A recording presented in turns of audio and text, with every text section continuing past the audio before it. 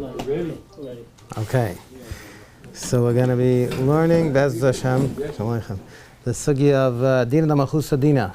Yes. So within the time that we have, the Mishnah says, the beginning of this parak, we're learning Abar Nedarim Etira Chachamim. There are 4 Nedarim that Chachamim let a person be neder, even though the neder that he's saying is not going to take effect.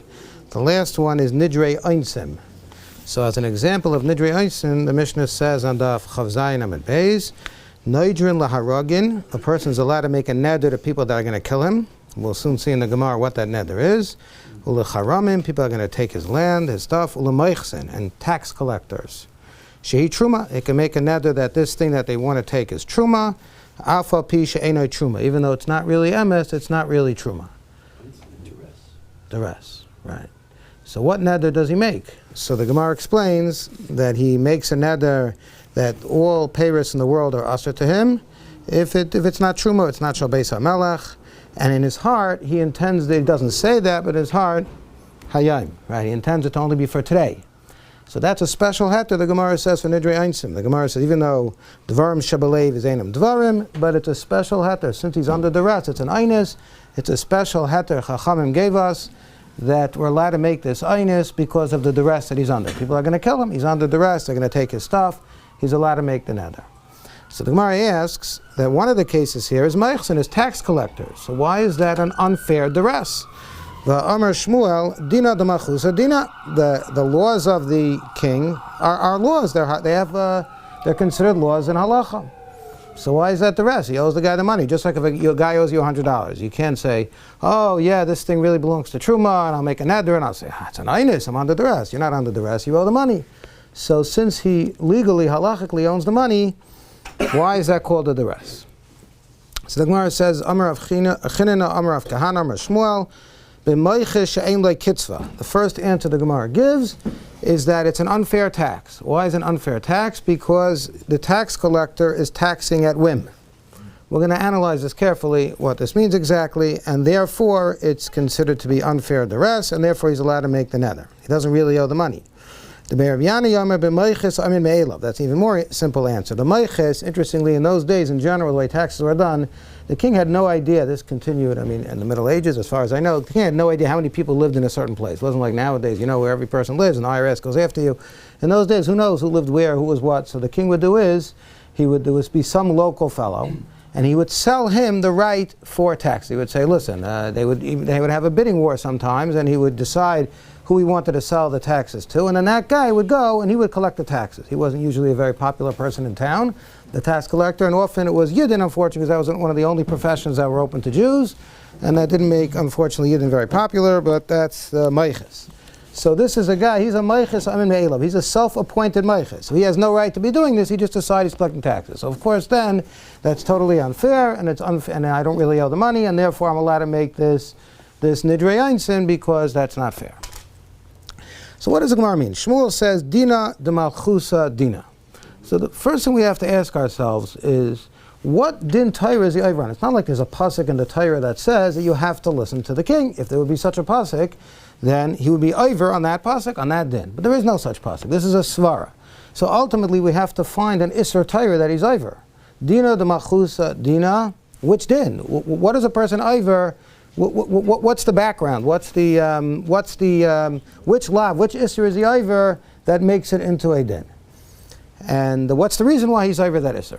So this is a big machlokes rishonim, and we're going to try the best of our ability within this limited time to learn the machlokes rishonim and to see what some of the gedolei achronim say. But of course, we're not going to be able to makif this whole sugya. It's a gemara in a number of places. It's a siman in Shulchan Aruch. And interestingly, Dina Mechusa Dina is one of the areas that also has, besides the fact that it's a complex sugya, Ramosha says in Igros Moshe is a very hard sugya. So Ramosha found it a very hard sugya. It's a very hard sugya to know how to come out Lamaisa. And also there are other issues that always come into account. The Gemara says in Bava Kama, the Gemara says that certain cases are mutter, unless it's going to create a Chil Hashem. If there's a Chil Hashem, it's Aser. And also the Rishonim say here, if there's Yiras HaMelech, maybe a certain case might technically be mutter because Dina Mechusa Dina, but if the king or the government is going to be angry at Yidden, that's not a good thing. So then it wouldn't be mutter for that reason. or it might be Gnei Vestas issues, it might be many, many other issues that might come into play, even if it's Mutter, Midin, Dina Mechusa Dina, there are all types of other issues. So therefore, if a person has a Shayla Lamaisa, he has to ask a Meir HaRav that knows how to take into account all the different issues that might come into play. It's a Shvara Inyan, both in and of itself and in respect to all the whole host of issues that might come into play in any Shayla. So a person has a Shayla, he has to ask, of course, a Meir HaRav. We're going to learn it more in the Sugya, to some extent, Lamaisa, but not Halacha Lamaisa, more how it comes out from the Sugya, and hopefully we'll know enough that if we have a Shayla, we could ask. So what does the Gemara mean, Dina D'Machusa Dina? So the Ran explains, the Ran here on this Gemara, the Ran says that what the Gemara means to say is, the Ran says that Kasu HaTaisvis, and this is also quoted by the Rashba. We don't have it as a Taisvis. The Rashba quotes it also as a Taisvis, b'shem the Yereim, the Rabbi Eliezer Mimitz. The Davka b'malchei oivdei kechavim amru the Dina d'Malchusa Dina. When they say oivdei kechavim, they mean chutz la'aretz. This is the only countries outside of Eretz Yisrael that we say Dina d'Malchusa Dina. Why? Mipnei sha'aretz shalai, because the country belongs to the king. V'yachal loimer lahem, and he could tell anybody living there, listen, im lo yisasu mitzvayse, if you don't keep my commandments, my rules, I'll throw you right out. So by the fact that you're choosing to live here, the king's allowing you to live here, you have to keep his rules, and that's what makes Dina D'Malchusa Dina. And therefore the Yereim said, and that's what the Ran is quoting, Ava b'malchi Yisrael lai, this means in Eretz Yisrael that would not be the case. Visha Eretz Yisrael, Kol Yisrael Shutfim ba, in Eretz Yisrael, all Yidden are Shutfim in Eretz Yisrael, and therefore the king doesn't have any shlit over me. He doesn't own the land, and therefore he would not have a right to impose his laws upon me. We'll soon see that even in Eretz Yisrael, what the Ran might hold, made other types of Dina M'chusa Dina, but at least as far as this type of Dina M'chusa Dina, the Ran is saying that since it belongs to the king, therefore it's his, and therefore he could impose his laws, and you have to listen to his laws if you choose to live in his country. The Rashbam in Bava Basra, I have his lashon over here. The Rashbam Bava Basra says a different approach to explain Dina M'chusa Dina. It's on Daf Nun Dal Amud Beis. He says, on the Gemara says over there too, V'amar Shmuel Dina M'chusa Dina, Kol Masim V'Arnuniyos, all taxes and land taxes, U'Minhagay Shal Mishvatei Malachim, and the laws of the king, Shiragil Lahanig B'Machusam Dina, it's a halacha. It's a halacha in Dinei Torah. Shekobnei hamalchus mekabelim aleim eretzainam chukei hamelech u'mishpata. Because everybody in the kingdom is mekabel willingly the laws of the king.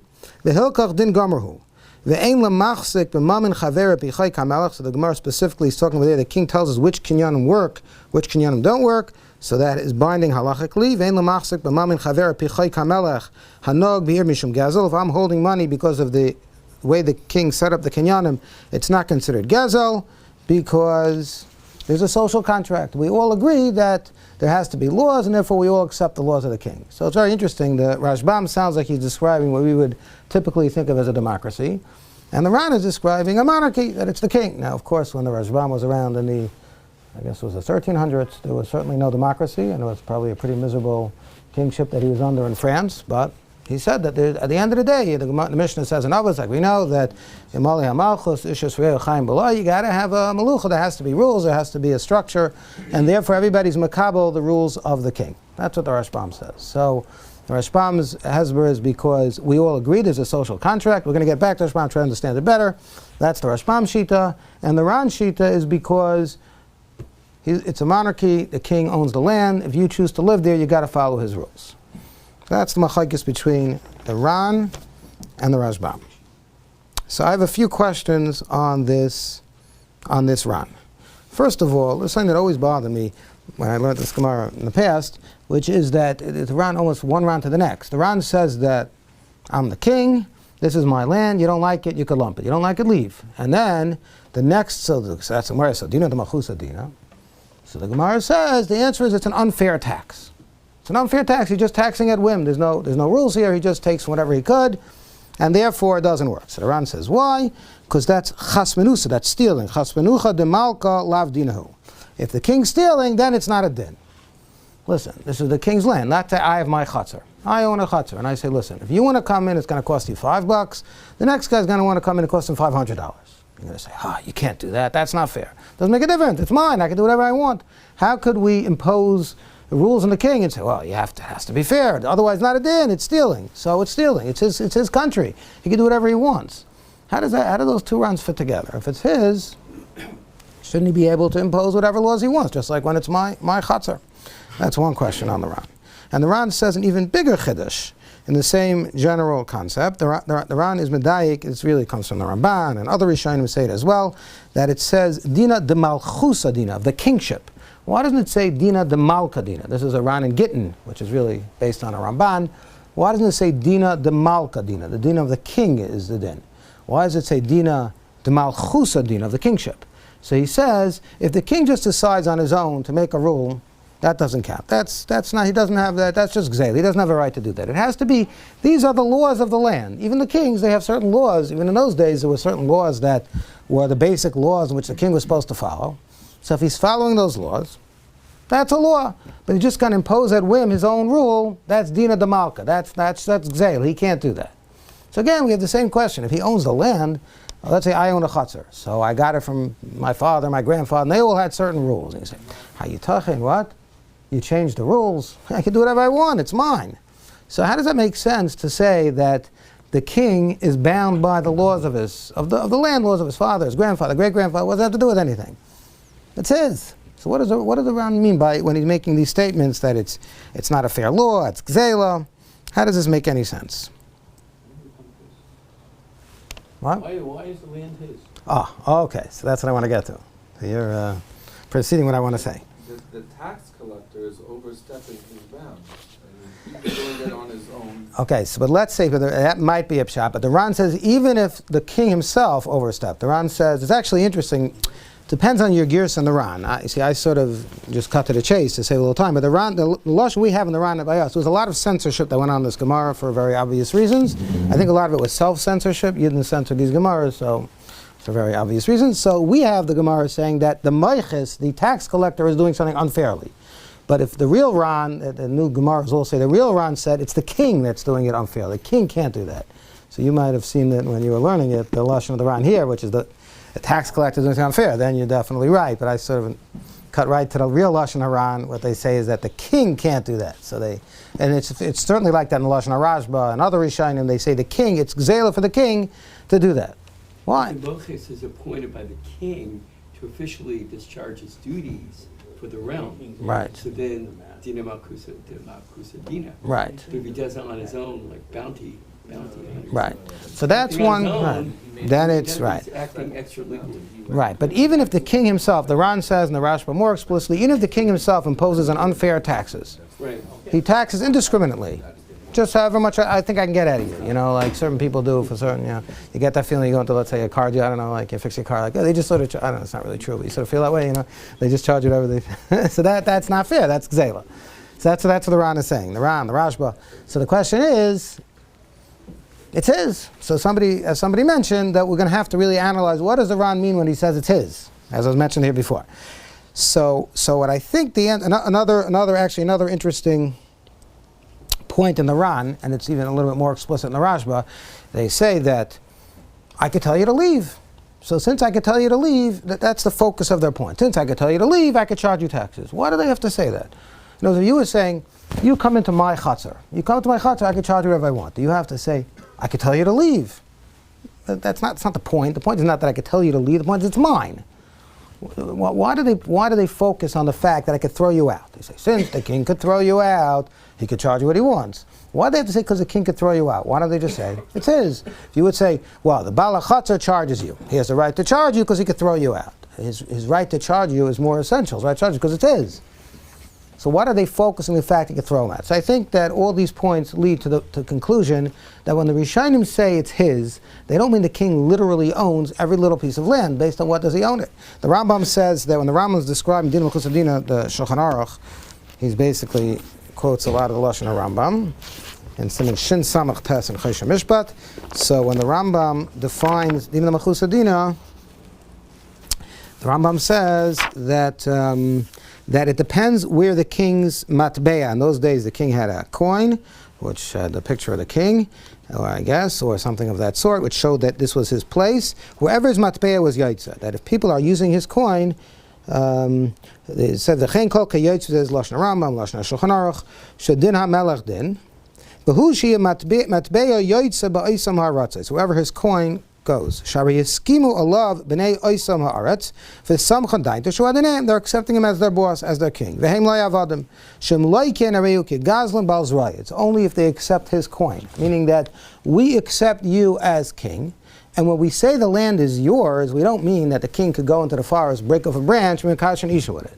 Doesn't mean he can make a kinyan on it. He has a certain shlita on it as a king, but not that it's technically his. And therefore, the Rishonim are saying, says the Ran, that since I'm king, and my rights as a king is I could tell you to leave, so I have a right to impose laws. A king can impose laws as a king. Okay, he can impose laws as a king.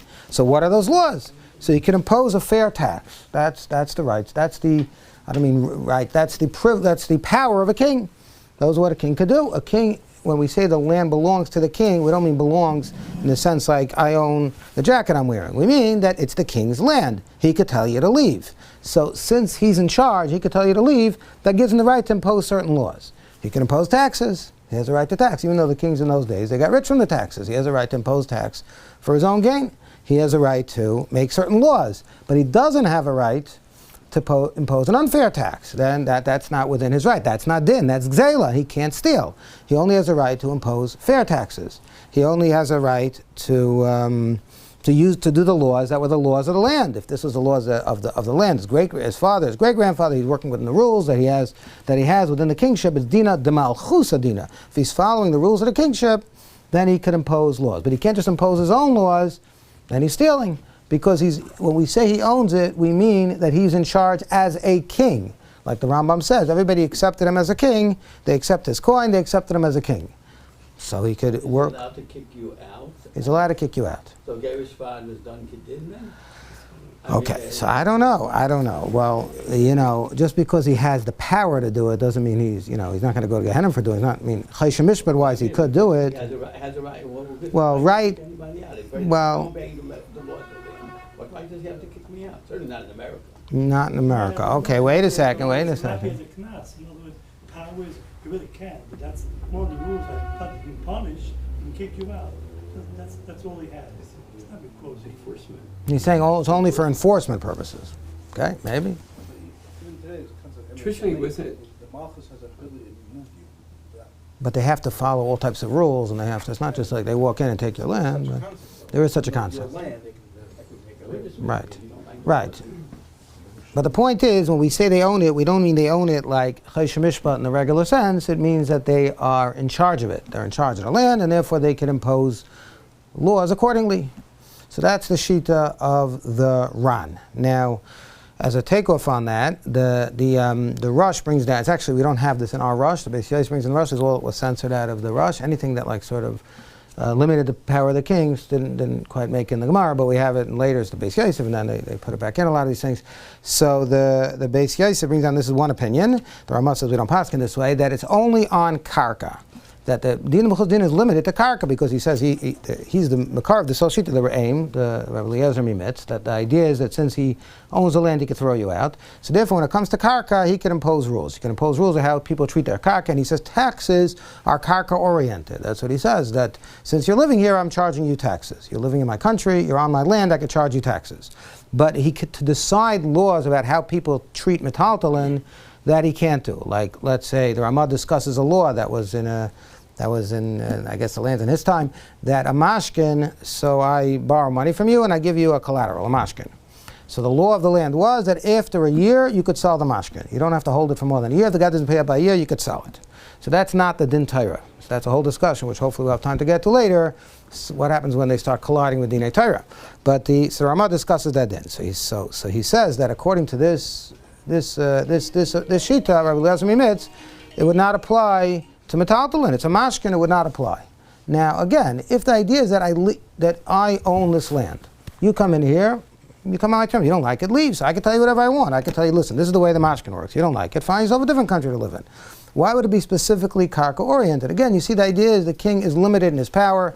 it's because he is in charge of the land, he can impose laws about the land. But that does not necessarily mean, some Rishonim disagreed, but some Rishonim held it does not necessarily mean he could impose laws about metaltalin, because that's already beyond the scope of his power. A good example of what we know the king cannot do is the king cannot tell us something that has to do with our relationship with HaKadosh Baruch Hu. That's what the king says, Chas v'shalom, that you can't put on tefillin. So then, of course, that's not Dina de Malchus Adina, that's Gzeira Shmad, right? That's all types of halachas, Gzeira Shmad. Nobody says, oh, what do you mean? Dina Malchus Adina, right? Obviously, that's ridiculous, because he doesn't have that right. He has a limited right, a Chayshim Mishpat power. What has to do? Right to impose taxes. I mean, the Taxes. they had poll taxes. So we're talking about taxes, yeah. Which are not land taxes. Okay, so that's interesting. You're making a good point. But the Mordechai says that all taxes are because you live in the land. It's because you're living here. I hear. It was troubling me as well. That's what he says. He says he specifically makes that point. He says it's not just land tax, but also a head tax is because you're living here. So it's somehow land oriented. That's his argument. The other Rishonim disagreed with him and said that it's also for metaltalin. The Karaga. Yeah. Head tax. Head tax, exactly. Right. Certainly, right. So that's the Ran Shita. So the Ran Shita is that since the king, the way we're defining the Ran, I think correctly, is that since I'm the king, this is my land, I have a right to impose laws as a king imposes laws. I could impose a fair tax. I can't violate the laws of the kingship. I can't just impose whatever laws I want. According to some Rishonim, my laws are even limited to only things that are karka-oriented or tax-oriented, but I can't talk about metaltalin, all because I'm the king. That gives me certain jurisdiction, certain powers, but my powers are limited to what a king could do. And I certainly can't talk, a king cannot say not to put on tefillin. That's not within his, the king has no business telling you to do that. That's Gzeira Shmad. You can still live in the country, you're not stealing. That's Gzeira Shmad. That's not something that's within his ability to do. So that's the Shita of the Ran. That's one Shita. Now we have the Rashbam. The Rashbam has this very interesting social contract that we all get together, and we know we have to have laws, and therefore we all come together on it, and therefore we're accepting the laws. So one question is, what about people that didn't necessarily accept those laws? So the Trumas Hadashan says, "Va'afilu lo kiblu aleim beferish." Somebody didn't explicitly, obviously, accept. Not everybody's, of course, going to agree to the laws. Kivan shamalchus regilu bezeh hariyal daskin anu koivim dira tachta umakabelin aleh es oilo masa. That since you choose to live here and there is a social contract here, therefore you become part of that social contract, and you have to keep those laws, even if you personally decide you don't want to keep those laws. There's no such thing. If you're living here on the terms of the social contract that we have in this country. It's very interesting. It sounds very much like a democracy, the Rashbam. It's so interesting how the Rashbam, he's talking about a malchus, but he uses terms that we would be familiar in a democracy. So this is the Rashbam's Shita. So there's a very interesting Chassam Sofer. Chassam Sofer says that even though the Ran disagrees with the Rashbam, but he says, the Rashbam is such a good svar, we're all agreeing to the law, so why wouldn't the Ran agree to it? In fact, some servant doesn't bring this, but there's the Gemara in Bava Basra and Daf Ches, not the same thing, but it's similar. It's talking about all Yidden there, that's why it's not the same. But the Gemara says in a city, we could make certain rules. We appoint certain people as a Tuvi Yair, Gemara Bava Basra Daf Ches Amid Beis, and the Tuvi Yair impose certain rules about how prices and weights, and everybody has to listen, and if you don't listen, we can give you a kanas, because we all come together with a social contract. Even if I say, what do you mean? I don't think those laws are good, and I'm not masking to the laws, and what kind of laws are these, and this and that. Doesn't make a difference. You're required to keep the laws of the Tuvi Yair. So the Rashbam is saying this about Maluch of Goyim. So obviously it's not the same thing, but it's the same concept that there's a certain social contract. We all come together, and even if you personally don't agree to it, you're mukhrach to be a part of it, and we have our laws. So the Chassam Sofer says, so why didn't the Ran agree to this? Such a good svara. So he says, really, the Ran did agree, would agree. Just the Ran is talking about taxes. He says, this is the lashon of the Chassam Sofer. This is in the Tshuvas, in Chaysh Mishpat Siman Mem Daled. He says, the Ran is only arguing about taxes. Only arguing about taxes. Shematil al karcham. That nobody likes to pay taxes against our will. You can't say everybody agrees. We have to have these wonderful taxes. Very few people are happy to pay taxes. So there's no social contract on taxes. That's what the Ran held. And that's why when it came to taxes, the Ran had to say, when it comes to taxes, it's because he's the king, it's his land, and he's in charge. And it does not apply in Eretz Yisrael. That's what the Ran says. But the Chassam Sofer says the laws of the country would apply. The Rashbam's idea that we have a social contract, agree there have to be certain laws, would apply even in Eretz Yisrael, even according to the Ran. It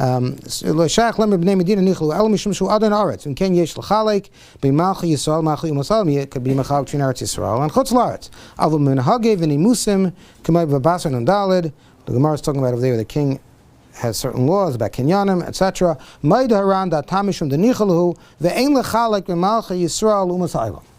That's what the Ran says. I once heard a shiur from a chashav dayan in Eretz Yisrael. So he said the following interesting thing. I was listening once, it was during Corona time, I was listening on Zoom. A bunch of us were listening to a shiur in Chai Shemish, but he gave us a bunch of shiurim. So he said the following thing. He said that in Eretz Yisrael, everybody agrees, some Sefer says, he was a dayan in Eretz Yisrael. But he's saying everybody agrees that there have to be certain laws. He says, Memela, let's say there's a traffic issue. There's a fender bender or something. So one guy's going to say, listen up, he didn't tire it, so I went out of lane. It says somewhere in the Torah, I'm not allowed to go out of lane. I sped, I this, I that. There's all types of, there's 100 laws that govern the way you're supposed to drive.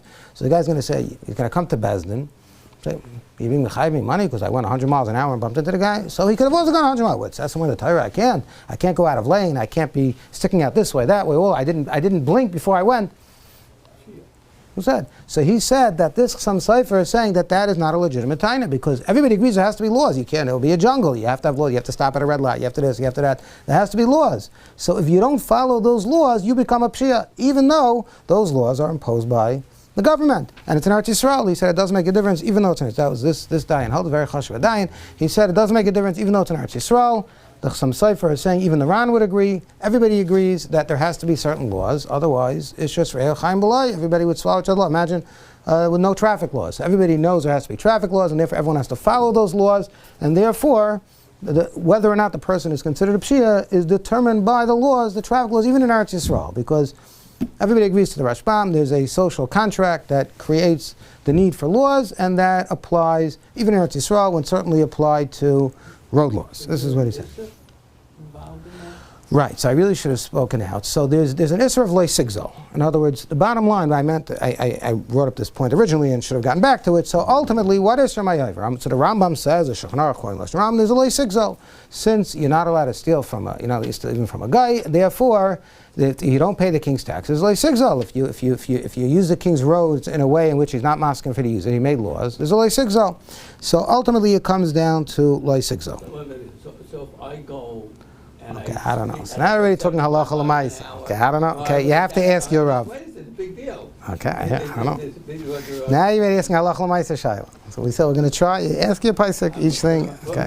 Theoretically speaking, it's for sure they're good. I didn't say.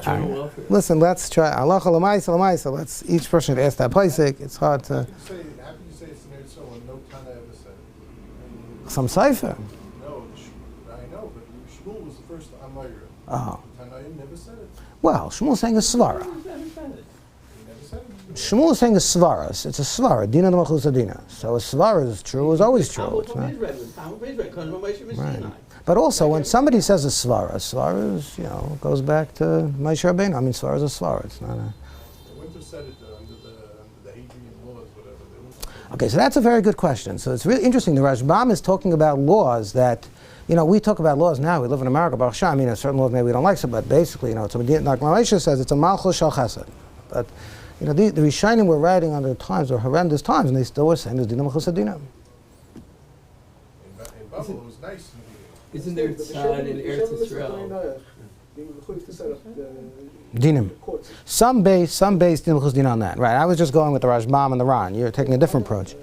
So some say that the Ram brings down such a mahalach. Right, there is such a mahalach. I was just sticking more to the Rishonim, the basic Rishonim here, the Rashbam and the Ran. Our enforcement of Dina Kusadina is stemmed from Hefker based in Hefker. It's a wide power for based in. Well, it's not. It's the king has a power. The king himself is creating these dinim. Since you're living in the land, either there's a social contract according to the Ran, or according to the Rashbam, or the Ran is saying because I have the right to throw you out, so I have a right to impose laws. Those laws that I impose create. In Chutzaretz. Right. But in Eretz Yisrael, if you have Jewish dominion, how could the Beis Din enforce? I didn't say Bezdin. I'm saying there's a social contract. That's what the Chassam Sofer is saying. Everybody agrees. As a knas. take away property. I don't know if it's a Hefker based in bezdin. hefker. Okay, there is definitely a concept of bezdin, but I don't know if the Sefer is working with hefker, bezdin, hefker as much as he's saying that those are the laws. We all agree. We all agree. There's a social contract. Everybody knows there has to be laws. Even if you personally disagree with these laws, it doesn't matter. You're Butladite. You came into this country, and these are the laws. This is a social contract. You become a part of that contract, whether you like it or not. So you're agreeing to those laws. If you violate those laws, you can't turn around and say, I'm not a pshia because I bumped into you, so what, I was driving 100 miles an hour. So who said it says in the Torah I can't?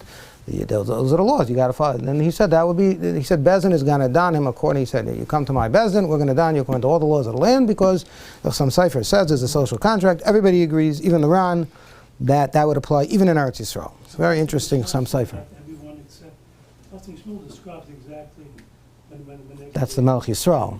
And it says how it works. That's what the public describes. Okay, so the first of all, that's why Melech Yisrael. That's its own. Not creating anything new. It's saying that if you want to be like the Goyim, these are the laws, and it says very specifically. Okay, so also actually there's a Machaikis Amirayim about that Gemara in Sanhedrin. You know, if that was actually they have to keep it, or was you were just saying it to scare them. This is what's going to. Yeah. Okay. So these are other ways of basing Dina Mechusa Dina, which might. I'm just working with the basic Rishon the Sugyos, the Ran and the Rashbam. There are other approaches, like was mentioned here with Din. Could be some base at Amalchi, so I don't know. But Al Kapan, this is what the Ran and the Rashbam. These are the basic Mahachim that the Beis Yosef, these are the basic Mahachim they work with. The Rishonim. These are the two approaches, the Ran and the Rashbam. And we're saying the Rachsam Sefer says that like we said, that the Ran really agrees to the Rashbam, except in taxes. Taxes, especially you have to realize in those days, the king was taxing. He was getting rich from the taxes. It wasn't like he was just taxing so he could build bridges and he was such a nice guy. You know, you're thinking of taxes in America where hopefully, you know, that's being used for the right purposes. But taxes in those days, the king was getting rich. So people weren't necessarily maskim to that. You have to realize that. Now, the Ran needed another reason to explain why you have to pay taxes and impose laws. Now we come, one final issue I want to discuss, which the Gedolei Achronim really starts. And the Rishonim and the Achronim, so this is not something we're going to come to complete maskana. I just wanted to touch on the basic issue, which is that, so the king is imposing his laws. So what are the gvulim to how much he can impose? So we said some Rishonim say it's only karka, but the Ramah says we should paskin that it's even metaltoin. Now, let's say the king is imposing laws about himself. He's collecting taxes, that we see in the Gemara. What about laws where he's doing it l'toivus b'nei Medina? Like we said, like traffic laws and things like that. So the Ramah says the king has the ability, it's based on Rishonim, to impose laws that are l'toivus b'nei Medina as well, like traffic laws. Okay, so that's all clear. Now, what about if those laws collide with Dinei Torah? So the Rashba has a tshuva, and he says, very strong lashon. He says, "Chas v'shalom." He says we should all close our gemaras and start reading law books because you're going to pass in Dinei Chuzadina. He says, of course not. If it ever collides with Dinei Torah, we follow Dinei Torah. That is a shita of the Shach. The Rashba and the Shach says that's it. This is the halacha. It's very straightforward. That's it. The collides with Dinei Torah, it doesn't matter. Now the Ramah has this very interesting thing. The Ramah says that if I mentioned this Ramah before, if I have a mashkin, and this guy owes me money. So the Ramah says that after a year, I could sell the mashkin, even though the halacha would be that I would have to wait longer. In other words, the way the Shach explains it is that I would have to be tavei Once I tavei I get 30 days. He gets 30 days. Even though I was never tavei there's a law of the land. A year, it's a year. And the Ramah says the same thing. The Ramah, one place is in Siman Shin Samach Tes, where he's talking about Din Mechuzadina, and then there's another in Hilchos Hava. The Ramah says that even if I'm tavei really, once I'm tavei I say pay up, he gets 30 days. But since Dina Mechusadina he gets a year, so he has a right to wait a year. So it works both the Toivus HaLoiv and the Toivus HaMalva, that it's always a year. Even if I'm not tavei I don't demand the money, I could collect after a year. Even if I am tavei he has a year. That's what Ramah says. So the Shach says, Gewalt, this is against Dinei Torah. How could Ramah say this? He says this is against Dinei Torah. The Dinei Torah is it's only a month. So he says, I know the Ramah says that when it's so Ramah himself basically addresses this. It's very complex, exactly. It's Ramah says it's very hard to work out all the details of this. Ramah, many tshuvas written on this. We're not going to, of course, within a few minutes, obviously, learn up this whole inyan, but this is the Shittas Ramah. So the Ramah himself brings down that Rashba later on in the Dinim of Dinim Chusadina, and he says, of course, the king can't say things against Dinei Torah, and therefore the Rashi was speaking about Yerusha. So somebody's a woman is niftar, so her husband yashins her api din Torah. So the din of mechusa is that her children yashin or her parents yashin some. So the Rama says, of course, we're not going to follow their laws. We follow our laws of Yerusha. But when they make a takana that's l'toivas b'nei Hamadina, then it has a taikif in halacha. So what does the Rama mean exactly? So the Shach points out, it was bothering me so much. I was so happy to see the Shach is in Hilchos Hava. So first, when I was learning the in Shimon Samach test and Hilchos Dinu Hilchos Dinu. It was really bothering me. And I was so happy to see. Finally, I found out about the Shach and Hilchos Hava, and I looked there. I was like, oh, this is the question. How can anybody possibly know what's l'toivas b'nei Hamadina? How could you define that? So the government thinks it's a great idea. After a year, you should collect a mashkin. They also think it's a great idea that a person's children should yarshin their mother. So, like, who decides what's l'toivas b'nei Hamadina, what's not l'toivas b'nei Hamadina? This is very difficult to know. But this is the Rama Shita. It needs Agudah, it needs Gedolei HaPoskim to define it and to know when it applies. But the Rama Shita is that when it's l'toivas b'nei Hamadina, then it's going to work. If they made a special takana, that we see there are issues and people are having problems with loans, so we may need to make a special takana l'toivas b'nei Medina. The Shita of the Rama is that it works, and the Shach says nothing doing. As long as it's very, very simple in the Shach, if it's misnaget the dinei Torah, we throw it any dinei mechus adina. We only care when it's not misnaget dinei Torah, like many things, like traffic laws and all types of other things. So then fine. But when it's misnaget the dinei Torah, the Shach says Toivos b'nei Medina makes no difference. That's it. So there's a very interesting tshuva, current tshuva from Rabbi Forsheimer. He's a Paisik in Lakewood. He has a tshuva about rent control. So again, I happen to notice, it's interesting, so is rent control Toivos b'nei Medina? So first of all, it might depend on the country, and it depends who you ask, that's a very loaded question. Some people think it's good, some people think it's not good. Obviously, it depends if you're the landlord or the tenant, right? But, there are different shuvas about an achronim. Some achronim say, oh, it's a socialist thing, it's terrible, and it's not Toivos b'nei Medina, it's gazlonos, it's chamsanos, it's terrible. And others say, no, it's a good thing. So maybe they were in different countries, or maybe they just had different opinions, who knows? But there's different shittas, not achronim. But Rabbi Forsheimer writes, that Rav Shneur Kotler wanted very much to be rent control. There's a tshuva on it. I brought it in here. I have his tshuva, long tshuva on it, and he's ma'arich in general about the whole yesod of dinei mechus adina. Very beautiful tshuva, and he very strongly says we follow this Ramah that even though I'll pay dinei Torah, I want to raise the rent on you. Is any din Torah I can't raise the rent? I can raise the rent. But he says we pass him like the Ramah. This is an example of tikkun for the Toivos b'nei Medina, that raising rent is a terrible thing. And he says that Shneur Kotler held in Lakewood it's that way, so we rely on him that this is Toivos b'nei Medina.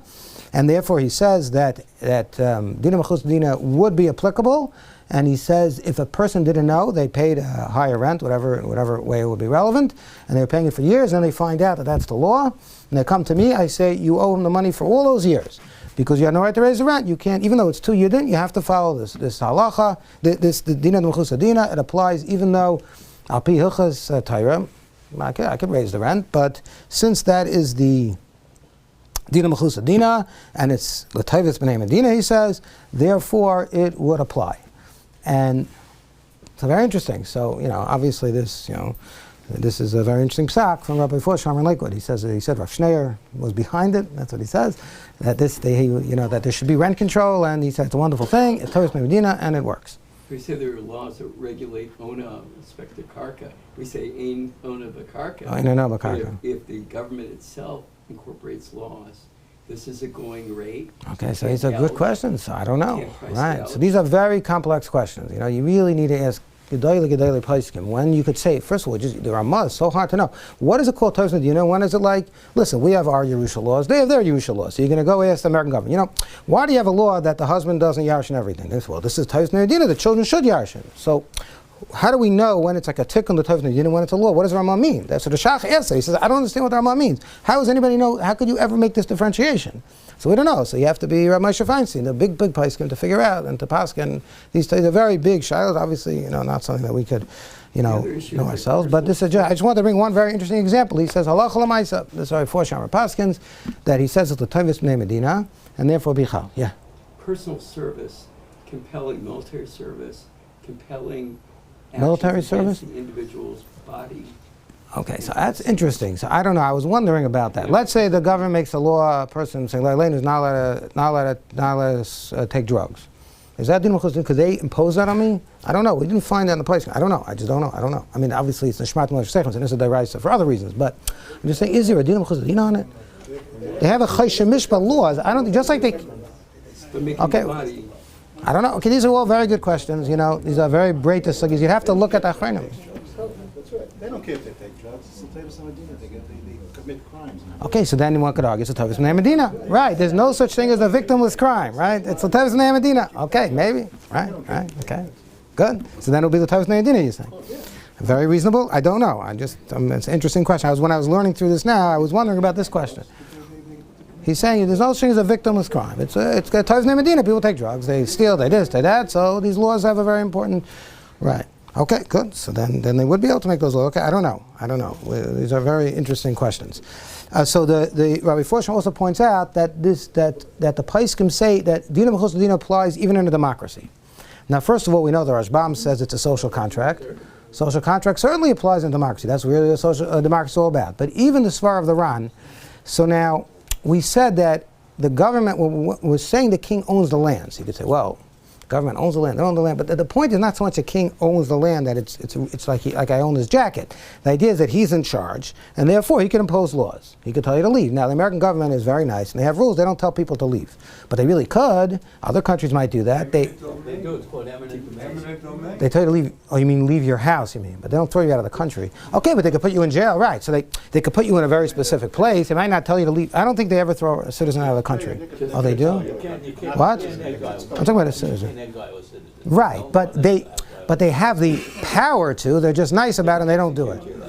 Right, so that means So if they can't be megarish you, but they could put you in jail or they could execute you, and they really could be megarish you, just they're nice guys and they don't do it. So pashas they have din b'chus din. That's what the place can say. The place can say din b'chus din applies as well in democracy. Applies certainly according to Rashbam even more in democracy, and therefore din b'chus din applies in America and in any other democracy, and that's what Rabbi Forsman says. Mameli, he says he holds that rent control applies in America. I just want to end with one little thing on Chumash. So we're talking about Mid of Emes, so just small ha'ara.